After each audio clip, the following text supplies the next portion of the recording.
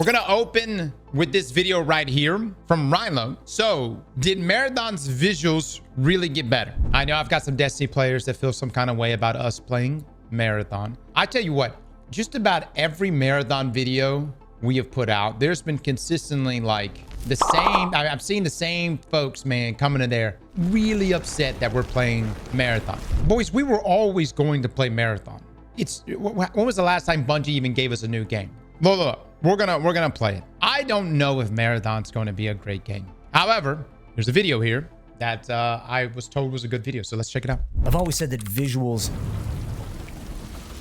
are the first thing you see.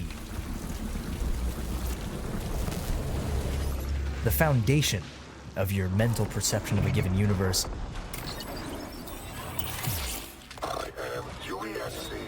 The first visuals people saw of Marathon were bold, sharp, and yes, it mysterious. was. That first trailer But then popped. during last year's alpha, in-game, there was something in the way. It lacked that pop, that thing that grabbed you. But a year later, things are different. Or are they? With public perception flipped from lukewarm at best to increasingly very positive, the graphical style seems completely overhauled, and yet, look closely, very little has changed.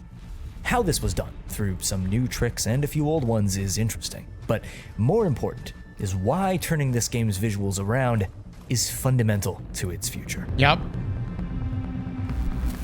I mean, dude, you just can't have your newest game, especially given how beautiful Destiny is. You can't have a game uglier than Destiny. That makes no sense. If it's your newer game launching on only current gen consoles and PC, and yet somehow it looked worse, at least last year during the alpha. I know everybody's saying it's the alpha, but it looked worse than what Destiny looked. Like worse than what Destiny ever looked. So a couple weeks ago, I was at Bungie Studios, playing at that time the most recent version of the game with some other content creators you may have seen. And yes, this video is in fact sponsored by Bungie, but hold on. What this video won't be is, oh, here's my thoughts, go play the game during the preview week with the link in my description, and then throw some gameplay on screen and call it a day. Partially because those kinds of videos have already been done better than I could do them. You may have seen them, but more so because in the heat of combat, there are a ton of little details you easily miss, small elements of design with huge implications for how different the game feels now. On this channel, I'm lucky enough to have the connections and the huge amount of footage sitting on ice to talk about the art side of things a bit deeper. And well, in this game, art matters a lot more than usual.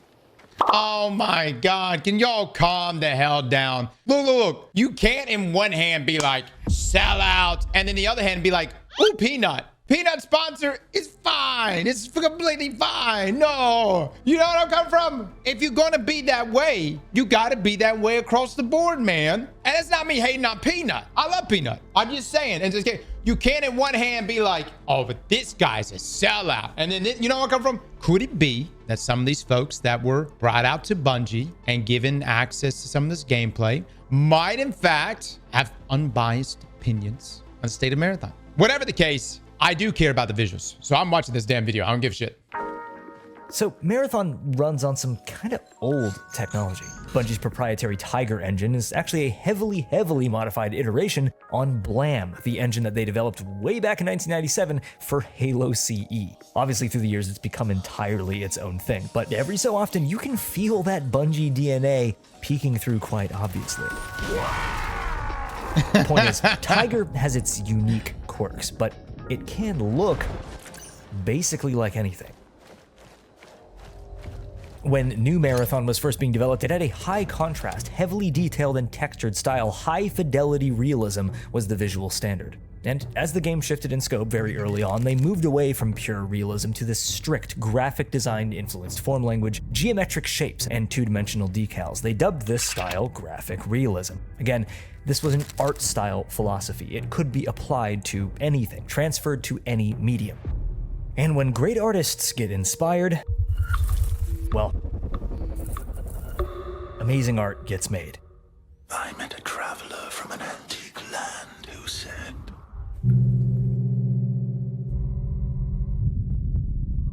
The Alberto Mielgo directed animated short shown alongside the initial gameplay reveal a year ago was almost universally praised. Even people hating on Marathon the game's visuals at that time couldn't help but see the brilliance in this, the immersion and potential of this world. But wait, it's the same, right? The art style did not change. So why did people love one interpretation so much, yet feel the actual in-game treatment had utterly failed to sell that exact same world? Just felt When developing unpolished. graphic realism, an early inspiration was American painter Bernie Fuchs. So what do you notice about this guy's work? What gives these flattened, two-dimensional color block renderings such a breathing sense of life? It's light. Light makes all the difference. But we're getting a bit too apples to oranges here, so let me give you a more objective, iterative example of what I'm talking about. Here we've got a starting point. We have the tenets of graphic realist design, the proportions, the implied functionality through 2D decals, even the stark color. But this is literally an albedo map layer in Blender. It's the raw textures without any lighting at all. It's so obviously flat. That's better. Now we've got depth, three-dimensionality, differentiation between matte and gloss texture. We get light bouncing off of one object onto others. But it's a bit 3D model looking, right? The light and color don't really feel like they're coming from anywhere specific. Now we're getting somewhere. Light feels like it's behaving sensically, coming from a real source with dynamic range as a camera would see it. But I feel we've lost some of that detail, that pop. And there's that final polish that we needed. Atmospheric texture washes the natural light into this eerie radiance. Materials pick up light sources and begin to glow themselves. Now this is a scene. Now I'm there. The point of this was all to say that little changes in light treatment and color completely shift the tone. And creative decisions to do this were made because of changes in creative direction. Or at least they kind of were. See, the negative attention the alpha got, some of it was due to the simple, incomplete nature of that build, work-in-progress animations and posing, broken lighting systems, a lack of polish overall. And these complaints and those about the game's creative choices became impossibly intertwined. Many couldn't place exactly why, but the game just felt gamey. It felt unserious. It advertised a story world that directly clashed with its visual presentation. Some of these sweeping improvements that we can see now would have happened anyway in the final phase of polish, but many were improved through the lens of a pointedly different visual spirit. With a new creative director stepping into place, an overarching sense of darkness became a tenet, not in lack of light, but in narrative tone. It actually brought the game visually in a way back to kind of the vibe those early concepts had. Yes. This true sense of almost cosmic horror, this creepiness over everything, accentuated through slight changes in color range and texture. Look, I'm gonna throw it out there, boys. I felt like Marathon went more Destiny. Look, man, y'all, look, people could talk shit about Destiny, sure. But Destiny is a sexy game. When you're standing on the space station there, it is, and you're looking out over those planets, it is no lie. Destiny is a sexy game. I even think that Marathon may make Destiny feel outdated. But I felt like where it was in the alpha, he's making a great point. It had too much of a gamey feel. And so it stepped back into that realism. Destiny has some of the best skyboxes in the business, period. We could talk all day long about all the problems Destiny has. Two things Bungie has really gotten right. Visuals, music. Destiny has always delivered on visuals and music.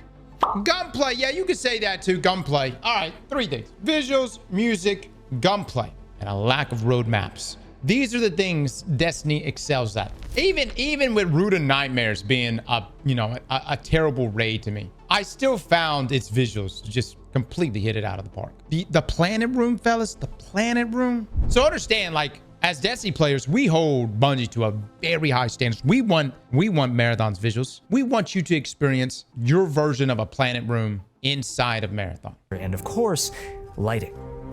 While graphic realism has always been the art style and was held fast as the game shifted tonally, one major part of it lost the battle: the simplified cell-style shading. In my opinion, Marathon's art style shone brightest when its artifice felt tangible. eerily flat 3D printed textures atop tactile sand or under layers of mud or foliage, the strangeness of impossibly clean, perfect shapes or objects you felt you could reach out and touch. By removing that extra layer of artifice that cell shading provided, the world's artificiality immediately feels uncanny in all the right ways. Another prior tenet was limited texture, gloss or matte, nothing else, and this was largely upheld, except for in very important places.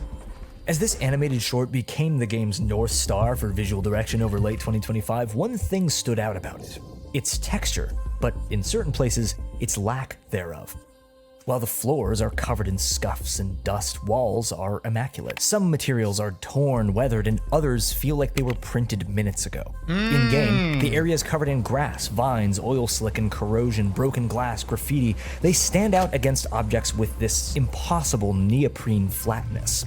Micro details were brought in where there weren't any before, like threading and texture on runners' hands, the tactile bumps and sheen of weapon parts. They sort of fool your eyes into this impression of tactility down to a microscopic level. Next to these, anything with a lack of texture becomes a texture itself. And suddenly, through this back and forth, the entire world begins to breathe. What an elegant way of putting that. I would have never been able to pick up on all of that in the way he just described it. Essentially, what I'm getting from this is like having this variability keeps things from feeling so samey. And last summer, granted, I know it was an alpha, but everything felt so samey.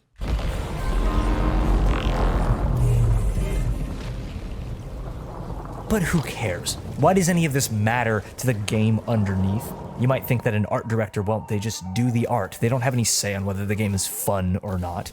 Well, I actually kind of completely disagree, specifically in the case of this genre.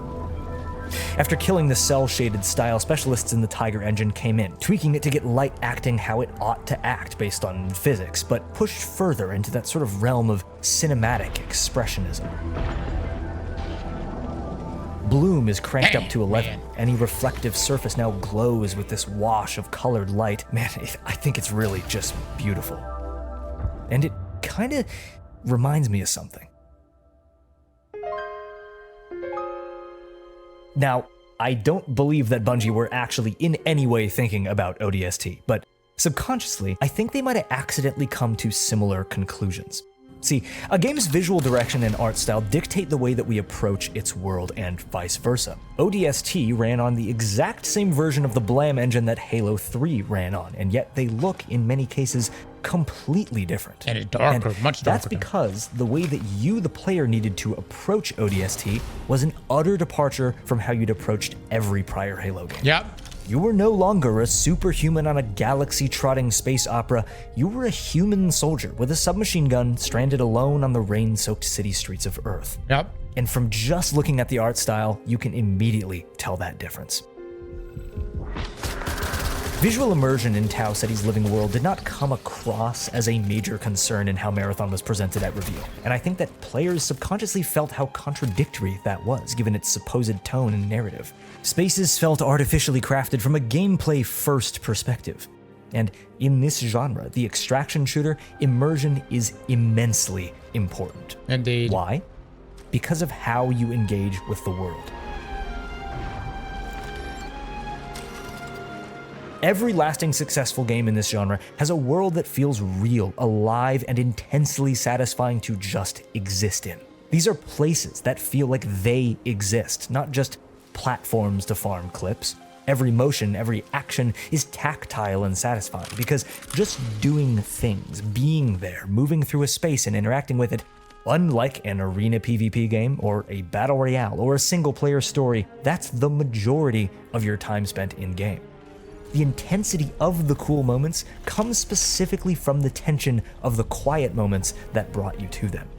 And in the same way that ODST shifted its visual direction, Marathon's world now truly feels like it reflects how you're meant to interact with it.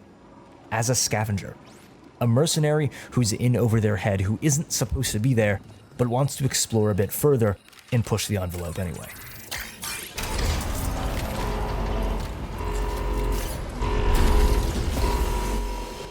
As an art director, you're never going to quite hit the perfection that key art or promotional material has, and this is a problem that's existed as long as video games have. But closing that gap should always be the goal.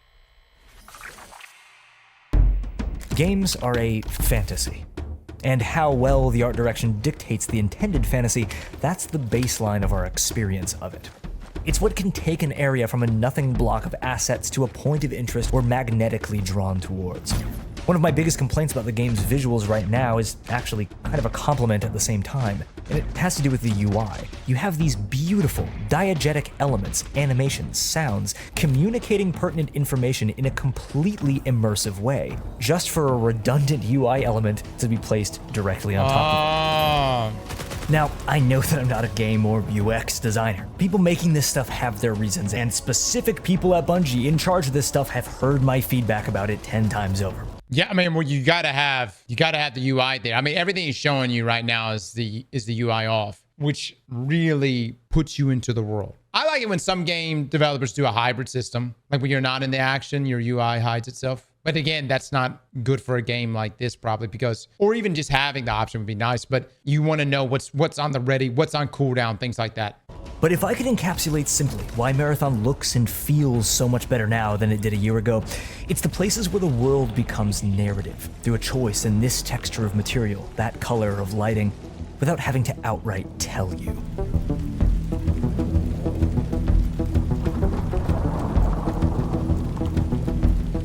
This is such good screenshot material right here. The way a game looks Thumbnail actually material changes how you approach it at a fundamental level. And extraction shooters are about wanting to approach danger with curiosity. Most games need to be played to get what they're about, but it doesn't have to be that way. Raw moments that feel cinematic, that seem scripted but aren't, that sells a universe better than any gameplay montage or hype trailer ever could. I don't know, I'm just saying. When I hear the thud of mortars, see rounds soaring in and flares popping overhead signaling an incoming heat cascade, I want to experience that in all its rawness. 'Cause then, I'm there.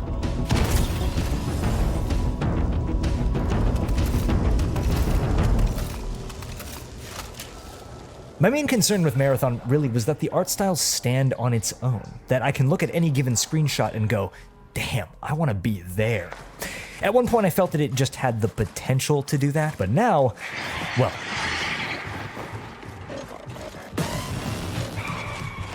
because reflecting the benchmarks of other interpretations of the art style is a good start, but being filled with areas, experiences that are cooler than anything in those other pieces, that's when you start to finally close that impossible gap between cover art and reality. I guess the whole point of this is to say this was not an accident, and was not the result of one thing. The game got more polished, sure, technology was pushed farther, creative direction was tweaked with concentrated purpose in ways that aligned gameplay and aesthetics and narrative, but really? The game works now because all these things are lining up.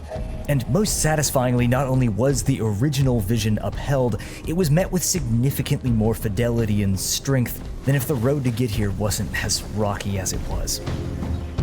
Visuals are the first thing that you see. Without them selling the world, it would have been that much more of an uphill battle. Yep. But from the beginning, I could always imagine the potential. And now I'm starting to see it with my own eyes. I'm Rilo, and I like to talk about stuff that I think is cool. Don't take my word for how the game looks or feels or plays. Please do actually use my link to check out Marathon during the open server test that they're doing right now. Completely free, no pre-order, no nothing. See how you feel about the game yourself, and I highly suggest that you turn the HUD off for a bit if you do. Of course, thank you to Bungie for sponsoring this video and for bringing me out to finally see that sniper prop in person, even if I didn't get to touch it. And a huge thanks to Strider, who painstakingly put up with my notes in order to create the gorgeous custom renders that you saw in the video today. Please go support him on whatever platforms he's on. He's one of the artists that I've seen best capture a really creative interpretation of classic 90s Marathon in the modern art style. That is so good. Seriously, go give him some love. If you enjoy this kind of video and you're new here, subscribe for more, of course, and I will see you very soon. Great video, dude. Like, what a great video this was. I felt like this just took us on a journey there. I couldn't have said it any better other than it looks a hell of a lot better than what it was last year. I know everyone's gonna say, but it was an alpha. Guys, I still maintain the delay and truly the launch of Orc Raiders has been the best thing for Marathon. Bungie had to up their game, man. They could not deliver us shit like that. You know what I mean? I mean, they could have, but it wouldn't capture what Marathon is trying to capture. The world would not have captured us. Cross, you know the server slam starts tomorrow? It does, guys, it does. Tomorrow we'll be playing it, boys. We will be playing it. We'll be pulling the team together. We'll be jumping in, and it's for free. You'll be able to know right then and there if this is a game you want to play. I would argue and say within 24 hours of the game being out, many people are going to make up their mind on whether or not they're going to invest in Marathon. You think we're going to be at 100,000 players tomorrow on Steam charts? Oh man, tomorrow? Easily 300, maybe 400,000. Easily. The code flows through you strong. Well, come on, think about it like this. It's free. I feel like a lot of people are going to try it out. What you really care about is, does that number sustain throughout the weekend? That's really what you care about. The thing is, though, let's just roll the tape forward here. If tomorrow, within the first 30 minutes, everybody's like, damn, this game is good. Damn, this game is sexy. Destiny players, should I book the therapy sessions now? Do you want me to or do you want me to wait till tomorrow? I wait till tomorrow. We want this to be a weekly thing.